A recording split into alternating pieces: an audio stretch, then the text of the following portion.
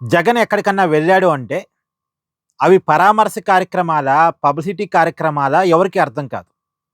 పరామర్శించే దానికంటే పబ్లిసిటీ ఎక్కువగా ఉంటది. పరామర్శల దగ్గర కూడా జగన్ సీఎం అనే నినాదాలు, తోపులాట్లు, తొక్కిసలాట్లు, కొంతమంది మరణించటాలు ఇవన్నీ కూడా జగన్ పర్యటనలో మనం కామన్‌గా చూస్తా ఉంటాం. కామన్‌గా చూస్తా ఉంటాం. ఇవాళ జగన్‌మోహన్ రెడ్డి కింద పడే పరిస్థితి. ఇప్పుడు చూడండి ఒకసారి ఇయాల ఆక్వా రైతుల్ని పరామర్శించడానికి జగన్‌మోహన్ రెడ్డి గారు భీమవరం వెళ్లారు.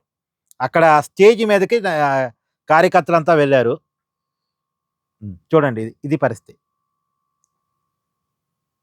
నెట్టుకొని జగన్‌మోహన్ రెడ్డి గారిని కింద పడేయబోయారు. ఇది. మొత్తానికి జగన్‌మోహన్ రెడ్డి గారి సెక్యూరిటీ సిబ్బంది జగన్‌మోహన్ రెడ్డి గారిని పట్టుకొని కింద పడకుండా కాపాడారు.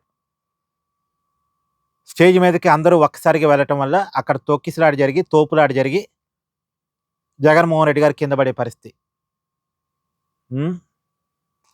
ఎందుకొచ్చినవి ఇవన్నీ గూడా పరామర్శ కార్యక్రమాలు పరామర్శలాగా ఉండాలి. ఎవరినైతే పరామర్శించడానికి జగన్‌మోహన్ రెడ్డి గారు వెళ్తున్నారో డైరెక్ట్‌గా వాళ్ళ దగ్గరికి పోవాలి. వాళ్ళని పరామర్శించాలి. వాళ్ళని పలకరించాలి. వాళ్ళకేదైనా సహాయం చేయగలిగితే చేయాలి. అంతేగాని ఈ జనాలను తెప్పించుకోవటం, జిందాబాదులు కొట్టించుకోవటం, ఈ జనం ఎక్కువై ఈ తొక్కిసలాటలు జరగటం, దాంట్లో ఇంకెవరో చనిపోవటం ఏంటిదంతా? హ్మ్. అసలు ఎక్కడి నినాదాలు చేయాలో కూడా తెలీదు. జగన్ సీఎం, జగన్ సీఎం అని అవసరం ఉన్న చోట, అవసరం లేని చోట నినాదాలు చేస్తుంటారు.